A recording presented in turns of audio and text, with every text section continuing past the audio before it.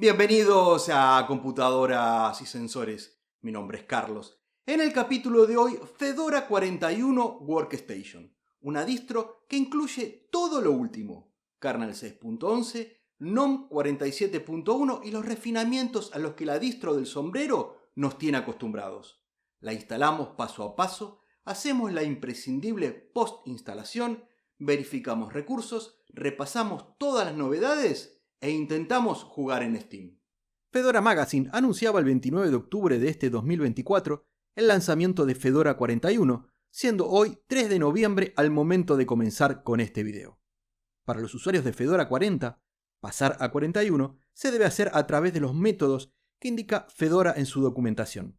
Quienes utilicen la versión Workstation, es decir, con escritorio GNOME, se realiza a través de GNOME Software, habiendo primero realizada una actualización completa de la versión en uso. Para los que emplean el escritorio KDE Plasma, se debe actualizar desde el gestor Discover, y para todos los otros spins de Fedora, se debe emplear el plugin de DNF. Volviendo a Fedora Magazine, se encuentra el link a descargas, siendo este fedoraproject.org. Aquí se encuentran las versiones que descargaré hoy, Workstation, es decir, con el escritorio GNOME 47. Con clic en Download Now, tenemos la herramienta de flasheo Fedora Media Writer disponible para Windows, Mac y Linux, mientras que a la derecha las imágenes ISO para las arquitecturas x86-64, ARM y PowerPC. Selecciono la descarga de x86-64, tanto de la imagen ISO, que tiene un tamaño de 2,3 GB, como el link para verificación. Y en la nueva ventana que se abre, damos clic en Checksum para descargar el pequeño archivo con el fingerprint o hash criptográfico de verificación. Cierro la ventana y solo resta esperar a que finalice la descarga de la imagen ISO. El siguiente paso es dirigirnos a la ubicación de la descarga, en mi caso el directorio descargas, y abrimos con cualquier editor el archivo con el fingerprint. Lo que nos interesa es esto que resalto. En mi caso me encuentro en Linux con Ubuntu y abro una terminal para dirigirme al directorio descargas. Listo con ls y vemos la imagen ISO junto con las sumas de verificación. Ahora ingresamos SHA-256 sum, las primeras letras FED y pulsamos la tecla tabulador. Como hay dos archivos que empiezan con el mismo nombre, ahora ingreso la letra L de live, que es la diferencia con el otro archivo, y con la tecla tabulador se autocompleta. También se puede copiar y pegar el nombre, emplea lo que te resulte más cómodo. Tras dar Enter, nos devuelve el hash que comparamos con el entregado por el desarrollador. Comienza con A2DD3CAF y finaliza con D6DA2. Perfecto, coincide. Podemos flashear la imagen ISO. En caso que te encuentres descargando y flasheando desde Windows, en la descripción dejo un link donde se muestra cómo verificar una imagen ISO en Windows. Esto desde la consola o símbolo del sistema de Windows. El siguiente paso es flashear la imagen ISO a una memoria USB. Puedes usar la herramienta que recién mencionamos, Fedora Media Writer, Balena Etcher. Estas son multiplataformas. Rufus, solo en Windows, pero en mi caso utilizaré Ventoy, donde tengo una serie de imágenes ISO anteriores que quiero conservar. Entonces, inserto la memoria USB con Ventoy y solo arrastro y suelto la imagen ISO recién descargada y verificada en Ventoy. No hay que apurarse en expulsar la memoria USB, dado que el proceso de flasheo demora más que la sola copia. Una vez finalizado, quitamos la memoria USB y la insertamos en la PC donde instalaremos Fedora 41. Con respecto a las especificaciones de hardware recomendado por Fedora, mencionan un procesador de 4 núcleos y 2 GHz de velocidad, 4 GB de memoria RAM y 20 GB de espacio en disco. A mi entender, son especificaciones mínimas para una experiencia aceptable. GNOME es uno de los escritorios más pesados del ecosistema Linux. Para el video de hoy emplearé un mini PC V-Link con un CPU Intel i7 de 12ª generación con 10 núcleos y 16 subprocesos, 32 GB de memoria RAM y unidad de estado sólido NVMe o NVMe de 256 GB. Para no emplear recursos del mini PC y que todos los valores sean los reales, la captura de video la realizo en otra PC con una capturadora Elgato Camlink. Pasemos a la instalación. Una vez que la PC inicia en Ventoy, selecciono Fedora Workstation y luego Boot in Normal Mode. A continuación, Start Fedora Workstation Iré resumiendo todo el proceso de instalación sin omitir ningún paso. Se abre el Live, el cual es funcional. Podemos, por ejemplo, conectarnos a la red Wi-Fi y utilizar el navegador si quisiéramos. En esta configuración, por defecto, el horario lo tendremos en GMT y todo en inglés. Me gusta más cómo la primera parte la gestiona Ubuntu, donde nos solicita el idioma, la disposición del teclado y la conexión a Internet. De esta manera, quienes quieren probar la distro, la configuración básica ya la tienen resuelta. En definitiva, es información que se nos terminará solicitando. Es más inteligente lo de Ubuntu, haciéndolo al principio. Para quien no quiere probar, sino solo instalar, es lo mismo. Volviendo a Fedora 41, tengo la conexión Wi-Fi establecida y si doy en Install Fedora, ahora sí se nos solicita el idioma. Selecciono primero español y español de mi país. Ahora todo el instalador pasa al idioma seleccionado. Luego tenemos que dar clic en Destino de la instalación o en donde se instalará Fedora. En la nueva ventana arriba encontramos la única unidad de almacenamiento que dispongo en el mini PC, el ya mencionado NVMe o NVMe de 256 GB de capacidad. Si el instalador hubiese detectado otro sistema operativo, ofrecería también instalarlo junto al mismo. En mi caso, al ser una unidad limpia, se puede seleccionar automática, que es muy rápido y fácil. En mi caso seleccionaré personalizada, pero la realidad es que el resultado será muy similar al automático. Clic arriba en Hecho y la nueva pantalla nos indica que los puntos de montaje que se utilizarán serán V3FS, y lo dejamos así. LVM o LVM es para gestionar varias unidades lógicas en una sola. Lo dejamos en V3FS. Abajo se encuentra la indicación de espacio disponible y espacio total. En estos momentos ambos son iguales porque no hay ninguna partición creada. Vamos con la primera. Dando clic en el símbolo de más, en la nueva ventana, en el menú desplegable punto de montaje, selecciono /boot /EFI. Aquí es donde se alojará el gestor de arranque, por ejemplo el Groove, que es el más conocido, pero hay varios otros. En capacidad deseada ingreso 600 M de megabytes, que es una capacidad más que suficiente. Clic en añadir punto de montaje. A la derecha tendremos toda la información de la partición. Esto se genera automáticamente y normalmente no es necesario tocarlo. Damos en más para crear una nueva partición. En el menú desplegable de punto de montaje seleccionamos /boot. Aquí se alojarán los kernels. Recordemos que podemos tener varios y estos son cada vez más grandes. Con lo cual, 1024 M de megabytes o 1G de gigabyte, que es lo mismo, es adecuado. Clic en añadir punto de montaje y se crea la partición. Clic nuevamente en más para crear una nueva partición. Y en el menú desplegable selecciono Swap. La realidad es que con 32 GB de RAM, en principio no se necesitaría swap o memoria de intercambio, pero de todos modos le asignaré 8 GB de espacio. Clic en el símbolo de más. En mi caso no utilizo el directorio de usuario separado de la raíz, de modo que selecciono /diagonal o root, y en capacidad le asigno casi todo el espacio remanente, en mi caso 228,8 GB. Clic en añadir y a la derecha nos muestra como sistema de archivo V3FS. Con esto ya tenemos creadas las particiones con sus formatos. Damos clic arriba en Hecho, aceptamos los cambios y luego damos en Comenzar con la instalación, proceso que demora algunos minutos, no requiere de nuestra intervención para nada y aquí resumo a unos pocos segundos. Al finalizar, indica completado. Damos clic en finalizar la instalación y luego solo nos queda reiniciar el equipo. En el momento que la PC se apaga, quitamos la memoria USB para que inicie desde el disco o en mi caso el NVMe. Una vez que la mini PC reinicia, tenemos que finalizar con la instalación y para ello se abre una ventana de configuración y bienvenida. Damos en Iniciar configuración y en la ventana de privacidad desactivo los servicios de ubicación e informar de problemas automáticamente. Clic en Siguiente y activamos los repositorios de terceros, el nombre de usuario y luego la contraseña 2 veces. Con esto ya terminamos la instalación inicial del sistema. Luego se nos ofrece realizar el tour por Fedora 41 y doy en Omitir.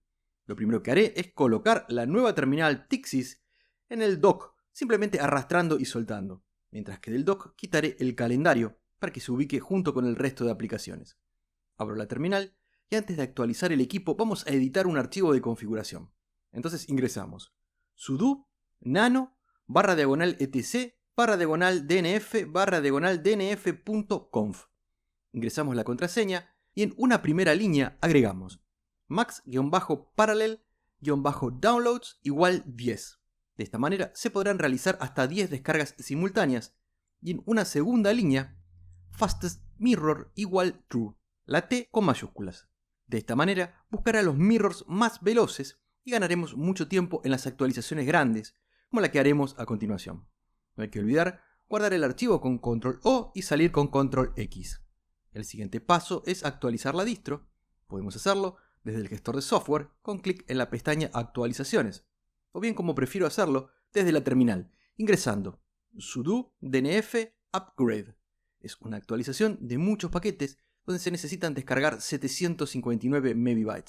Ingresamos IDES para confirmar y comienza con el proceso de descarga y actualización que demora algunos minutos y aquí resumo a unos segundos.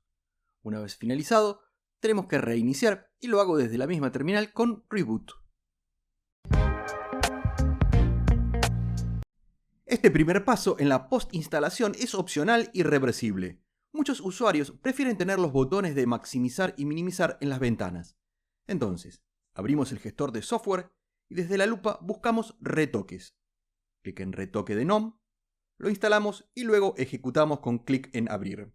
A la izquierda seleccionamos ventanas y en botones de la barra de título activamos maximizar y minimizar. Al activar cualquiera de ellos, lo vemos instantáneamente en la barra de título de la ventana. Otra característica opcional que personalmente me gusta es cambiar el foco de la ventana de pulsar a pasar por encima. De esta manera, la ventana activa pasa a ser aquella con la cual pasamos por encima sin necesidad de hacer clic. Siguiendo con la postinstalación, existen archivos que por cuestiones legales o de licencias, Fedora no las incluye en la distro y sí las podemos encontrar en RPM Fusion. Esto aplica también aunque hayamos activado en la instalación los repositorios de terceros. Si nos dirigimos al gestor de software, clic en el menú Opciones y Repositorios de software, vemos que se encuentra activado Flatpak. Dentro de paquetes RPM, los propios de Fedora, y más abajo en repositorios de terceras partes de Fedora, encontramos RPM Fusion for Fedora 41 Non-Free NVIDIA Driver y también de Steam. Compararemos estos repos una vez finalizados los pasos que haremos a continuación. Lo primero será desde el navegador web dirigirnos al sitio de RPM Fusion en rpmfusion.org. Y una vez dentro del sitio, lo tenemos que activar con clic en Enable RPM Fusion on your system. En la nueva página, dentro de Command Line Setup Using RPM, copiamos toda esta línea para instalar los repos free y non-free de RPM Fusion.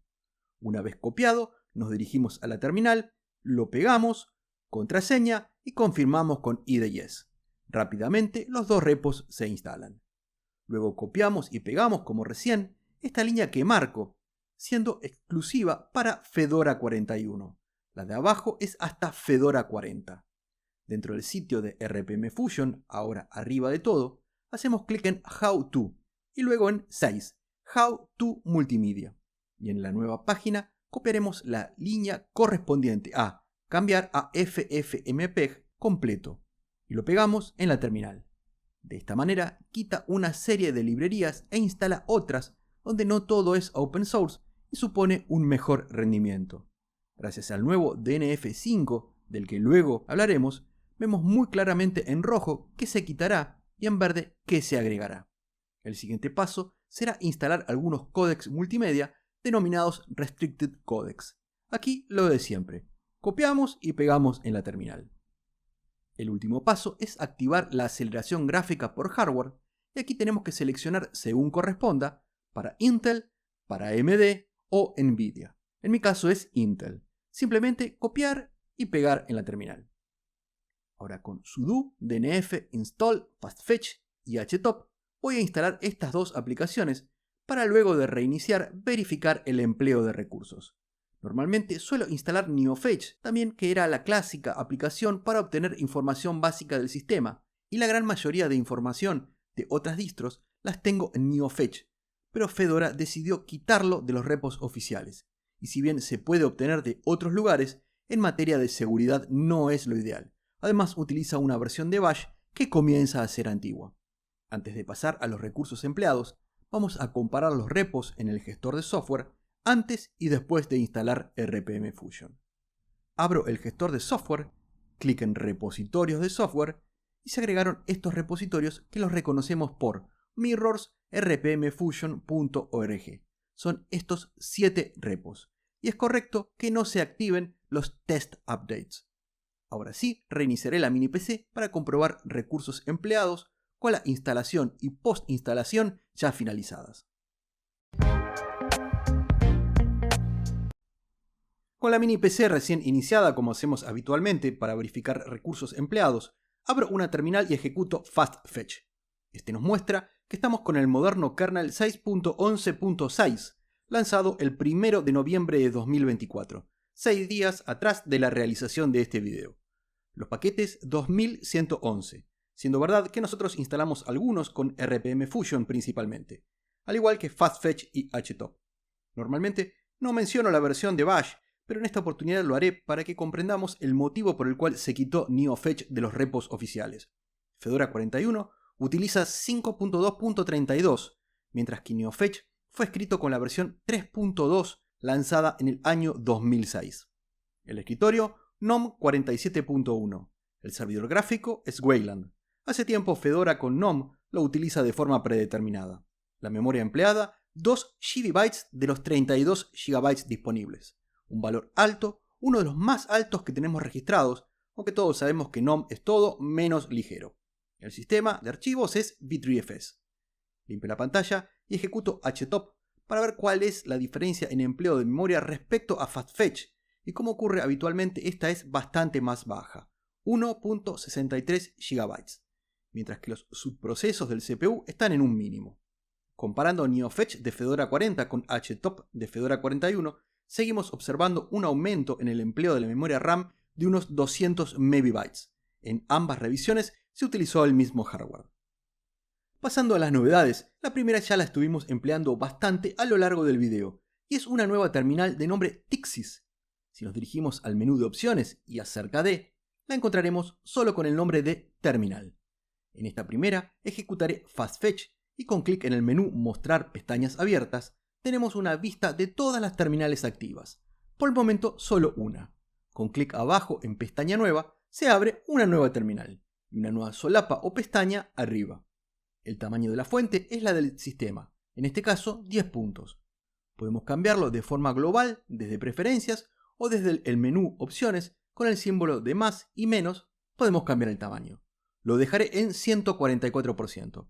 El atajo de teclado es con control más o menos. También podemos cambiar rápidamente el estilo entre claro y oscuro. En esta segunda terminal ejecutaré htop y podemos pasar de una a otra desde la solapa o pestaña, como así también con clic en el botón de mostrar pestañas abiertas. Con clic en el menú de opciones y dentro de apariencia, rápidamente podemos cambiar tipo de fuente y estilo desde las vistas previas proporcionadas, como así también con menúes y deslizadores más abajo. Con clic en las pestañas, comportamiento, atajos y perfiles podemos personalizar Tixis a nuestro gusto. Si bien en lo personal esta terminal me gusta mucho, se puede descargar la anterior a través del gestor de software y la buscamos como GNOME Terminal. La misma se encuentra dentro del repo oficial de Fedora. La otra novedad importante en lo que refiere a Fedora es la adopción de DNF5 como gestor de paquetes RPM. Este mejora la instalación, actualización, configuración y remoción de paquetes de manera consistente. Si bien ya hemos estado trabajando con paquetes a lo largo del video, con esta actualización del sistema vemos de manera ordenada y encolumnada lo que se actualizará, qué se instalará, las dependencias necesarias, el tamaño total de la descarga, en este caso 128 MB, el tamaño de la instalación y de lo que se quitará, 173 MB. También vemos la versión de cada paquete, el repositorio y el tamaño individual. También, como vimos a lo largo del video, DNF5 carece por completo de traducción. Ingresamos IDES para confirmar, característica que con seguridad en el futuro se agregará. Además, las descargas son más veloces, dado que la cantidad de metadata necesaria es hasta un 60% menos. La otra parte de las actualizaciones para este Fedora 41 viene de la mano de GNOME 47, y las tres principales novedades son los colores de acento, que los podemos cambiar desde el menú de configuración y apariencia. Son 9 colores que también se los denomina de énfasis. Aplican tanto para el modo o estilo claro u oscuro, En lo personal me gusta más el oscuro, pero a los fines del video a veces es mejor el claro. Dado que estamos en la parte final del video, lo dejaré en oscuro, y el color de acento que me parece mejor es el azul.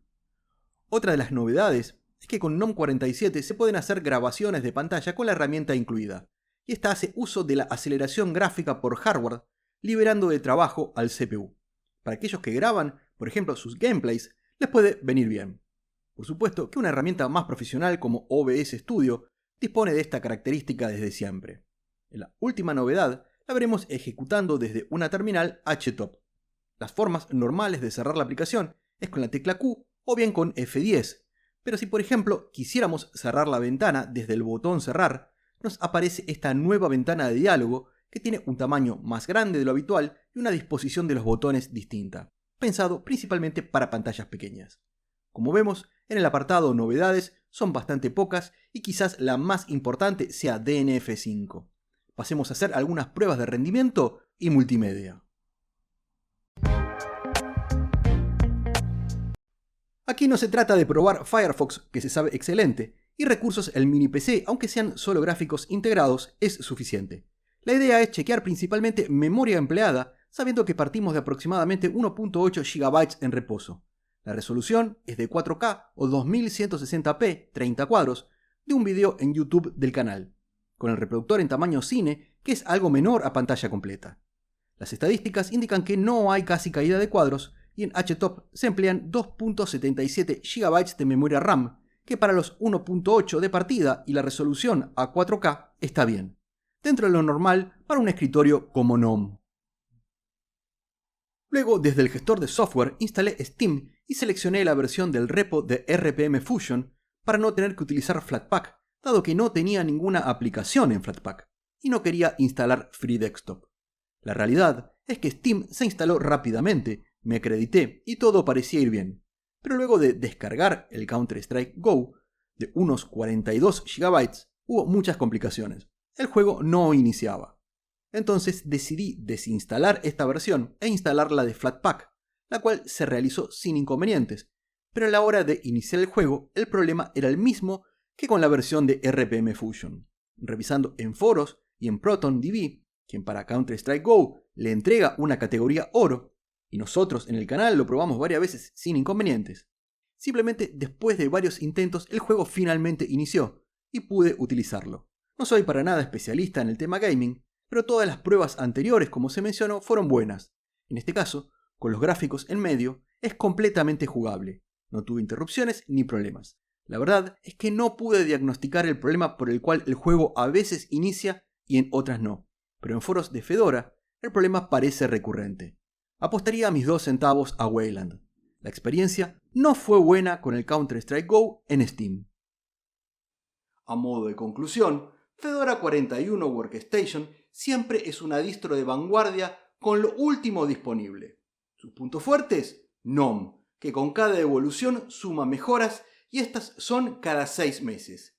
El otro punto fuerte, el gestor de paquetes, que en 41 se renueva a DNF5, mejorando la experiencia de usuario y la velocidad.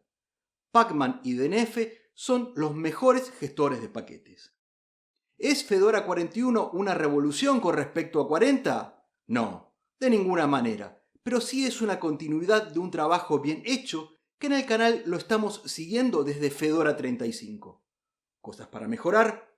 DNF necesita traducción al español. Toda la post-instalación en RPM podría simplificarse. Entiendo temas de licencias, pero en otras distros también grandes como Ubuntu no es necesario copiar y pegar media docena de líneas. Sobre el tema de inicio en Steam, aún no logro determinar por qué el juego arranca o no aleatoriamente, con lo cual, por el momento, mi valoración no será totalmente negativa, pero de seguro tampoco positiva. Una gran distro con camino aún por recorrer. Y con esto llegamos al final del capítulo de hoy. Espero que haya sido de tu agrado. De ser así, danos tu like, suscríbete, compartilo. De mi parte, muchísimas gracias por ver el video y será...